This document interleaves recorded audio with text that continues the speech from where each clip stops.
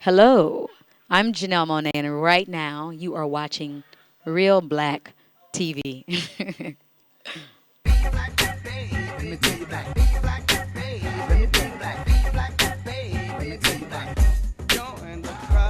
Lights, camera, action, it's on. New black film revolution born. Movers, shakers, big and little filmmakers. Let's make a movie today, see where it take us. Halle Berry, Denzel, and Jamie. Terrence Howard, Mike D, and Spike Lee. Brand new filmmaker born every day. Put a camera in his hand and let him lead the way. Mark, tell us and everyone out there about Tyreke. What kind of player is he? How much upside does he have? Because you're already saying this guy's NBA ready. I think he's NBA ready right now, but he's also a guy, I think, that understands the game so well. He's so good with the ball in his hands. He can finish in the fast break. He distributes the ball. If this kid really decides he wants to make all of his teammates better, he makes all four. In fact, he makes guys on the bench even better. This is a guy that can make plays on his own. He can make plays with his teammates. Tyreke Evans is the most dynamic player left out there right now. In fact, I'll say this. We rank him as maybe 4 or 5 in the country. I think he's the best talent in the country. Period. I can't wait to see where he signs. Hi, my name is Tyreke Evans from American Christian School, and I'm from Chester, Pennsylvania. Reek has all kind of moves, but he's thinking 2 moves ahead. He got handles, of course, but Reek's been a gym rat all his life. Like, you know what I mean? He's been working out in the gym. He understands body movements, mechanics, momentum, the laws of physics. Might as well be a scientist. The Mecca of basketball, Rucker Park. The Rucker period, you know, it's a big time event. All the people came out of there to play in there, and it was big for us to go out there. You know, especially me for my first time to play at the Rucker. I was a little nervous, but once I started to run up and down the court, I got used to it, and I just had fun out there playing with all the top guys that's in my class. Everybody's still in high school. Nobody's graduating yet. They're gonna be multi-millionaires in about 5 years. Let's get it going here, folks.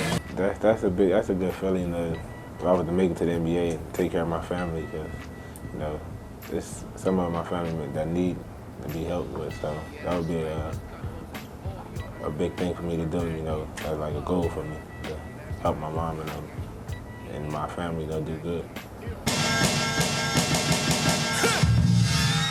There's been pro players on these courts since the 60s on this asphalt right here. That's the dream I had since I was little, coming up watching the games with my brother and them. I used to be a fan of Penny Hardaway, so back in the day, I used to watch a lot of the Orlando Magics, and now Tracy McGrady. So that's my dream, to go to the NBA, you know. And now I just made my decision in Memphis, you know. I look forward to go to college, you know, and have a good year, maybe 1 or 2, however long I stay here, you know, and hopefully I make it to the NBA. I like the movie. You know, it was creative what they did, you know, thinking of something like that, you know, at the Rucker game, you know, was big. It was fun. It was a fun movie to watch, you know, when I first seen it. If you like basketball, you should like the movie. I think we, on the outside, feel it more than they do. I mean, I don't really think they know what they into right now. It's so big, I don't really think they know.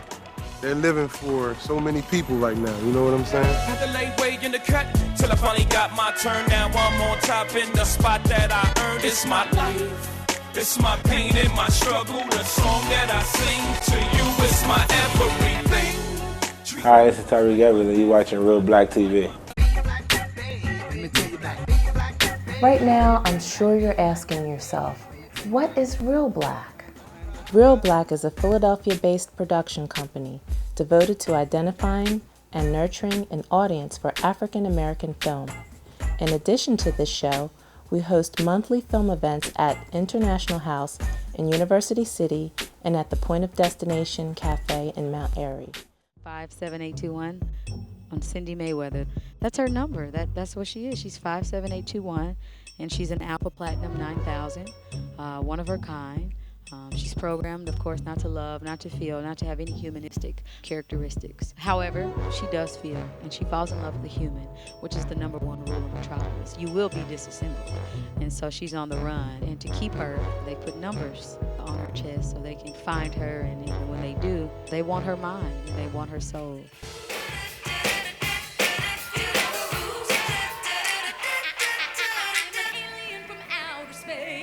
face. I'm a cyber girl without a face, a heart or a mind. My sound, I like to think of it as having a lot of fearlessness in it, and a lot of hope and a lot of freedom. Something that doesn't have boundaries, because as I'm growing and I'm learning, you know, what you process in your mind, it comes out. So through my music, while I'm constantly learning, there are lots of different ideas that I'll try out, you know.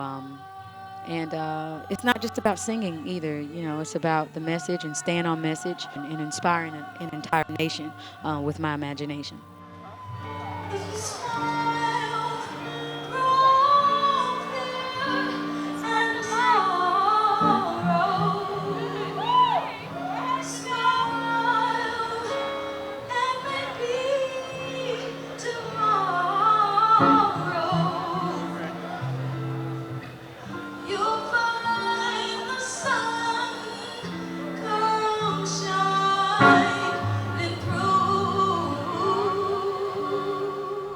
Growing up in Kansas, you know, I've always been one to use my imagination and be inspired, you know, by the littlest things. You know, I would see colors all the time in my mind, and as long as I could remember, I've always had visions of myself just doing certain things, and so I get nervous. That's why I'm always rehearsing and writing and just you know, utilizing my art, because I don't want it to be taken away from me, because I feel like it could really be life-changing for other people. Left the city, my mama, she said don't come back home. These kids don't killing each other, they lost their minds, they go. I had a lot of experiences that have shaped the way that I am as a young woman, and among the few were just certain instances like, you know, just dealing with a drug addict in the home, and, you know, having cousins who were selling dope, and, you know, just growing up around people that were walking dead. And I love my city to death, but I've always felt like I had to be a leader. I've had to give others options and hope, and I've had to lead by example to let them know that there is life outside of an environment that may be, you know, to be politically correct, a little disadvantaged.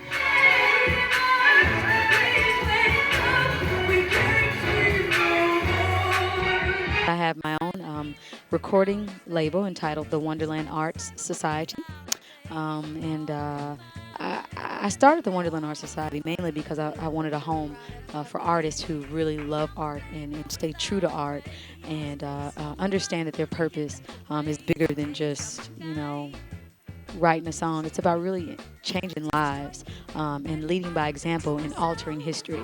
And so me and a group of Thrivals, a Thrival is basically someone who takes advantage of all the opportunities that his or her mother or father did not get a chance to have. And so with that said, you know, we believe that imagination inspires nations, and we just love art, and we smile and laugh, and we have a good time in Wonderland. That particular starting of the label and releasing an independent project by the name of Metropolis, Sweet One for the Chase, caught the ear of Sean Combs via MySpace, and as well as Big Boy from Outkast, who introduced us.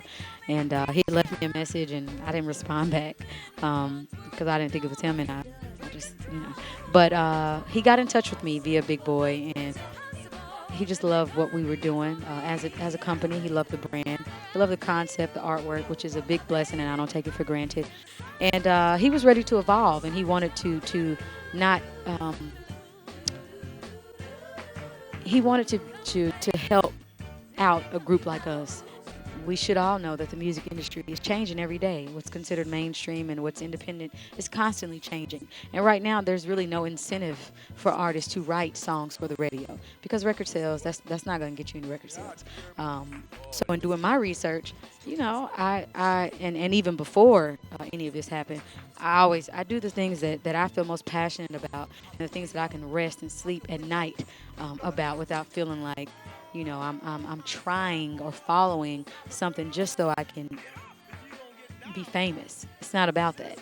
I'm just blessed to be able to stay focused enough and be surrounded around good people, that we had a vision and we saw it through, and we got as much attention from starting the label and putting out an independent project. So I guess my words to anyone who's watching right now is to just stay true to your art, fight for art, remain fearless, don't compromise your goals and your beliefs, because you never know who will bend to what you're doing, because they like you the way you are. I'm really excited about knowing that there's so many new songs that I can write.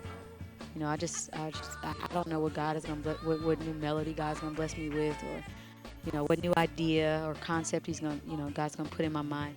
I don't know, and I'm just excited about knowing that there's a big world, and there are new songs and new sounds to touch in and tap into that really haven't been done before. But I'm staying fearless through it all. I am Janelle Monae. Love songs, why are they so important? Love songs are important, one, because it's something everybody feels, and even if they're not feeling it right then, they aspire to it. They want to be in love,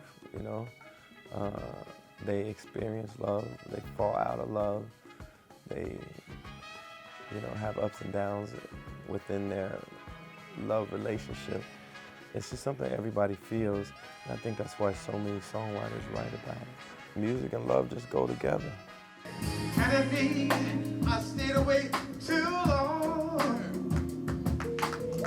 Did I leave your mind when I was gone? I Want You is one of the albums I listened to the most out of Marvin's catalog.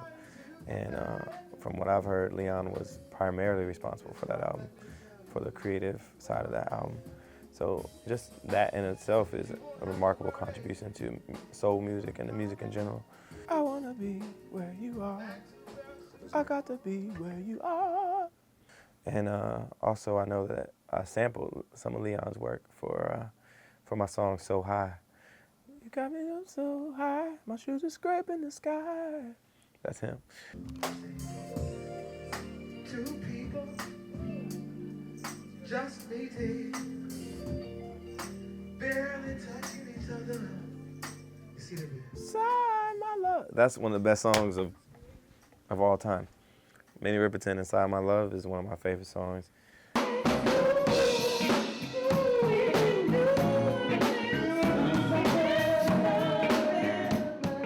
He probably didn't get his due because some of his work was behind the scenes, but I think the people who know that he's one of the greats. A lot of times, the most important thing in a track is just the overall feeling it gives you. It's not, for me, it's not exactly about what words are saying, but how they craft the record, to make it beautiful and to make it mean something. And the best music makes you feel closer to God, and that's what beauty is to me. And so the records that really win and that make you want to listen over and over again are the ones that are truly beautiful and that elevate you and make you feel closer to God.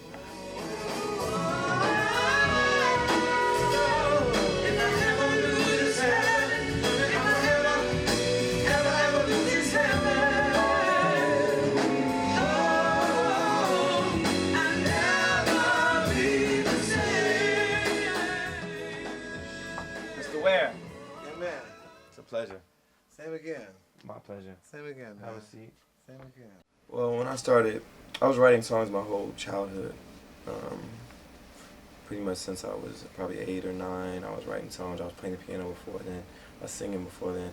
But by the time I was 8 or 9, I started writing songs that my choir could sing in church, and writing songs that I could sing to girls on the phone and try to, make them be my girlfriend.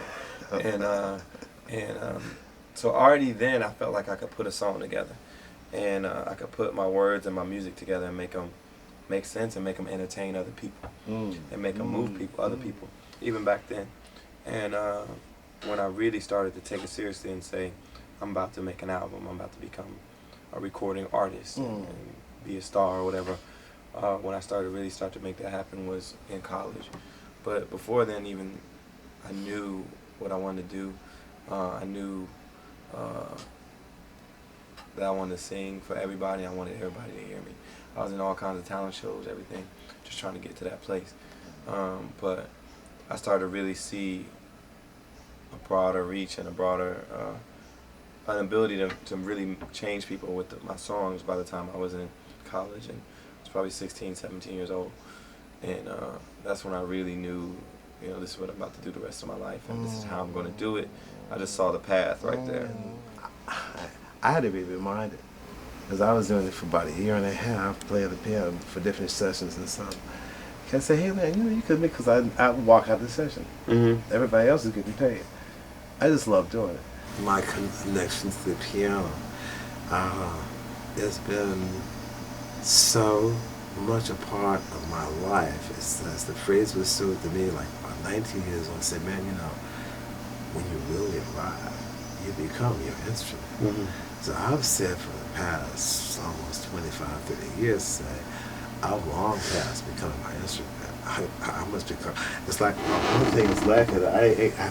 You this don't look like ivory. This is ivory.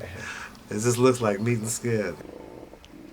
Art in general that is beautiful, especially music that is beautiful. I always feel like the feeling I get is closer to God when I hear something beautiful. I believe God is in everything that we do.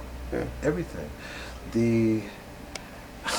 The beauty of where I'm at 66 years old, and I said tonight, just briefly I'll say this, you know, me and Marvin and a few people 30 years ago were a bit pushing the envelope when we were talking about home geese and head and different things.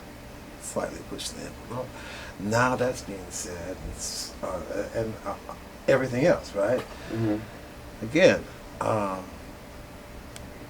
we were after the same goal that's being sought after, and will be as long as man is on this planet and man is still a human. But the beauty of my manifestation of singing, and from innuendos to blatantly even coming close to pornographic, this whole process is very godlike, because what we're doing, and my whole premise for being proud to call myself a sensual minister, I've been laughed at when I came up with a year and a half ago. Not so much laughed at, but it's like a chuckle I get from people saying, yeah, sensual minister. I say, yeah, sensual minister, but check this out. I said, in simplicity, all I'm reminding you and everybody on the planet is to cherish where we come from. We come from sensuality. We come from sex. Not a bad place. It's in fact, it's a beautiful thing. No. It's divine. In fact, out of all the isms on the planet, I stress, had man not been so insecure, he would have made sensualism the first place to get on his knees and pray, because he would have been praying to who he is himself. All of us. And my manifestation, because I come from the church where I went to the church every day, 7 days a week, as a little boy until I was 12 years old. Me too. All enough has always come from here. I've never lied about my heart. Yeah. At this point, I really feel glad that I can say to my granddaughter, what I was singing on those records wasn't bad. I was alluring people to go to bed. I was alluring people to do various things to each other. But in essence, when you allure anyone on this planet to touch each other, to be, to get inside each other, because we go further than just the flesh.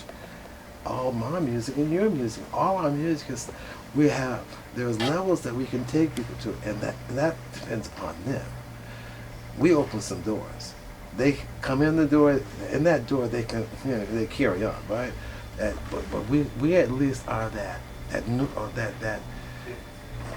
aroma, that atmosphere, that essence that makes what a spirit cannot refuse. I tell everybody, continue to listen, because I'm still learning every day. That's what you'll do. I listen to him and learn, and every week I'm trying to find new inspiration, new albums that'll make me. I just wrote a song called Inspiration. I'm trying to get music that moves me, and make music that moves other people and moves me. And so when I buy music and listen to music, that's what I'm going for. And I feel like in this past bit of time I've been listening to a lot of music that moved me and trying to keep the rest of the music out of my head. one of the albums that I've listened to a lot to actually lately is I Want You. I had it for a long time, but lately, like the last 3 to 6 months while I was preparing to make this new album, not on purpose, but I just happened to be in the mood to hear I Want You a lot. And so that's one of those musics that move me. Some sexuality in music today comes off a bit crass and isn't sexy in a good way. Isn't sensual. Isn't sensual, isn't sexy. Sensual, I think, means you're in touch with how you feel and how you want to feel and how you want to make someone else feel. The beauty of sex in itself is, it's like people say very, very sexy things, but lack the sensuality. And the sensuality is like the difference in having sex and making love. And making love. You know? I agree with that. And what I've been working on this new album is every phrase that I write needs to reflect the right sensibility. And if I'm talking about something that I want to sound beautiful and sensual, I have to make every word, even the way it sounds, not just the actual lyric, but the way it rolls off my mouth, be sensual. And that's one of the things I've been working on. So what's the difference? The art of singing a line is the same art as expressing a line that an actor has to. You'll learn it. Some people are so gifted in their delivery, they tend to take each message in their heart, or both in their heart and in their natural ability, and they do things with them innately. Other people have to learn, from Barry to Marvin to the different singers throughout time. We all become, as I call it, love warriors, you know, soldiers of love, you know. Yeah. It's the art of singing a phrase and singing a song and watching a lady come out with panties. Yes, that's the goal.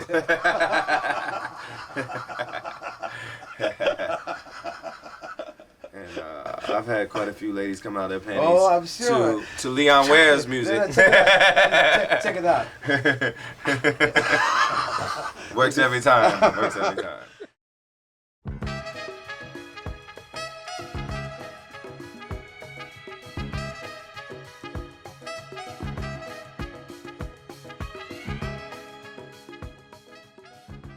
Hi, my name is Lauren Holland, and I'm the coordinator for YFS Fest, which is a 4-part concert series during Black Music Month at World Cafe Live in Philadelphia.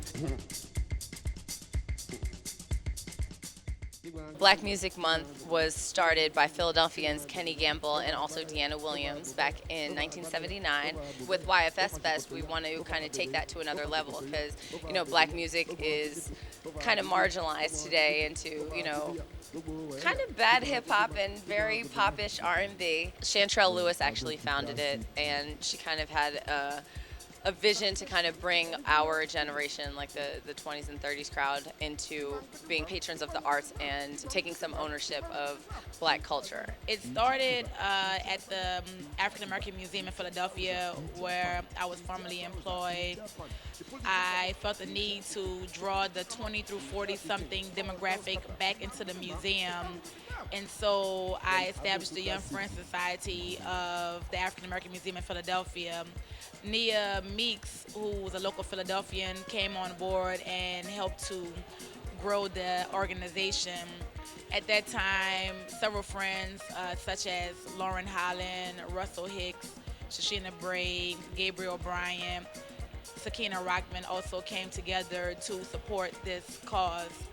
After about 2 years of growing success at the African American Museum in Philadelphia, we thought it was important to take this idea and help to establish Young Friends Societies in different cities around the African diaspora. I'm very pleased, I'm very excited, I'm very proud to say this is our second year doing this wonderful benefit series that actually helps to benefit local institutions such as the Mary Anderson Historical Society, Paul Robeson House, Art Sanctuary, and a new Freedom Theater. And so it's very amazing. The lineup is amazing. Curating the acts is you know, an amazing process because we definitely want to have artists from all over the African diaspora represented. And having artists like Seun Kuti, who is part of a legacy that has transcended so many cultures. His father, of course, Fela, established the art of Afrobeat, or the sound of Afrobeat, and really is so popular now in the rest of the world. And it's great to be able to bring that to Philly, which generally is kind of culturally insular in a lot of ways. There's so many amazing artists like Janelle Monae, who just has this crazy futuristic funk soul sound, and Kurt Chambers and Franklin Bridge, who are local stars. I dream for Young Friends to go global because the African diaspora touches every part of the globe. We are in the very nascent stages of getting a chapter in Brazil and also in London, actually. So we're hoping to move into the different continents and then also hopefully get chapters in Africa and all the countries there. The Young Friends website is www.youngfriendssociety.org, and you can get tickets from the World Cafe website, which is tickets.worldcafelive.com. We have a lot of great shows going on during the month of June, and we hope you can make it.